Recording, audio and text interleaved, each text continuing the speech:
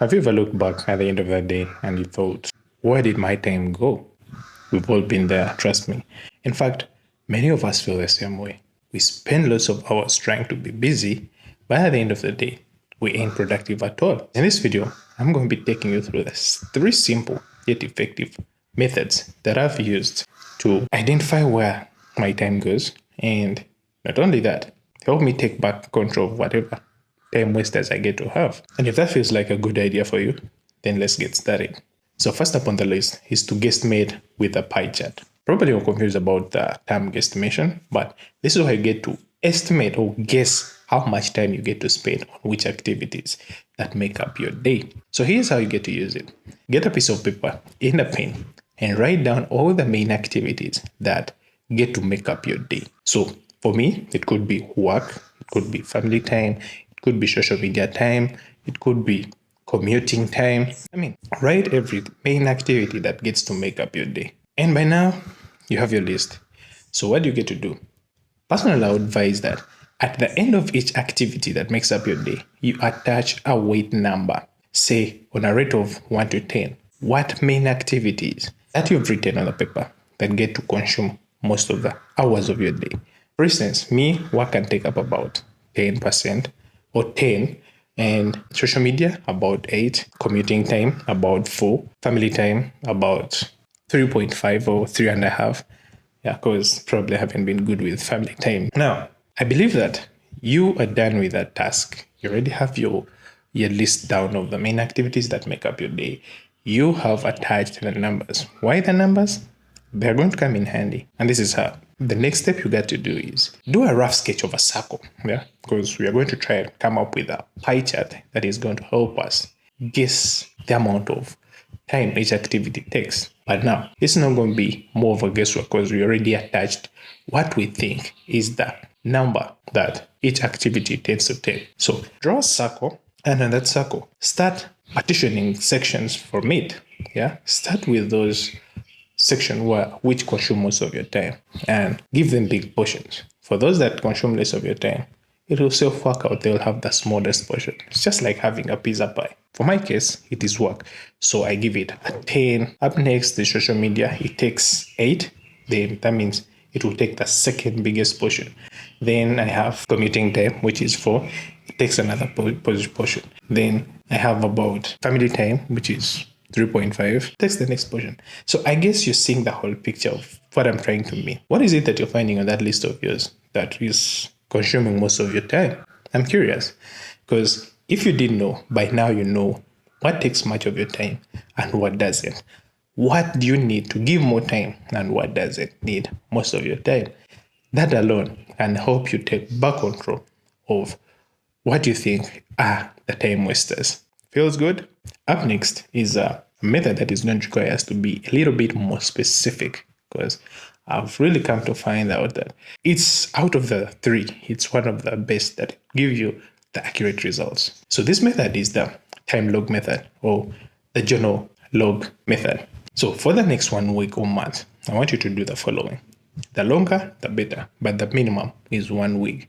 Get to write down everything that you do in a day in a time log. All right. So for those of you who are just like me, traditional, get a piece of paper and write down every activity that you do in a day in a time log. For example, if you're the person who wakes up at 5 and hit the showers by 5:10, you would write down in a notebook that from 5 to 5:10, that is shower time.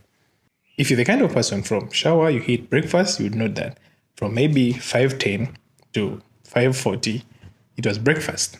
Then from 5:40 to maybe 6, it was commuting time. Maybe from 6 to around 6:30, it was email time. Write down everything in that manner. Yeah.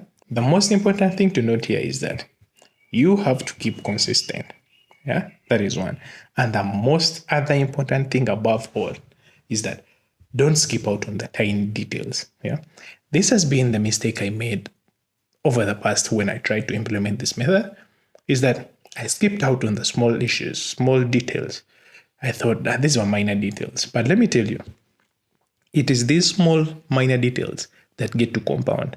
And with time, they turn out to be the big time wasters that we try so much and so hard to fight. So do yourself a favor and write down everything. Don't skip. And then the next note I would want to put forward is that for some of you who don't fancy the traditional method of using pen and paper, there are apps there that you can use. For instance, you can use Togo, you can use Clockify.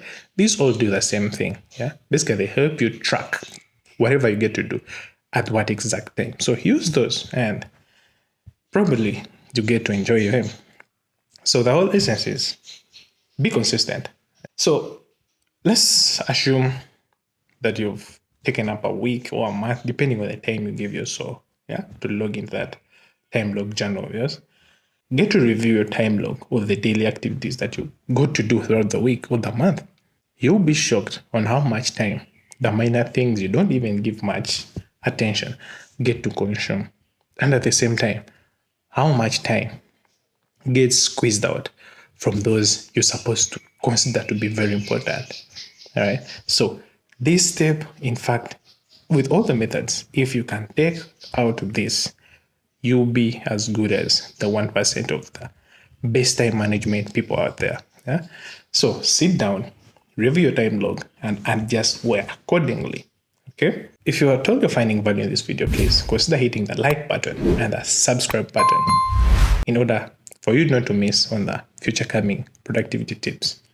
Lastly on the list is a special method. And if you're out there, a student, or someone who is always juggling between tasks online, or you're an entrepreneur, this kind of a person who spends much of their time on internet, maybe you work on internet, you teach on internet, this will come in handy for you. I believe all of you have smartphones. Did you know that these smartphones have time tracking devices or tools that come in handy? First of all, free of charge. And they're always everywhere we go, whether on the road, whether a gym, whether it is having a meal, whether it's on a dinner date or something, those come in handy. For those of you having an iPhone, it is a screen time.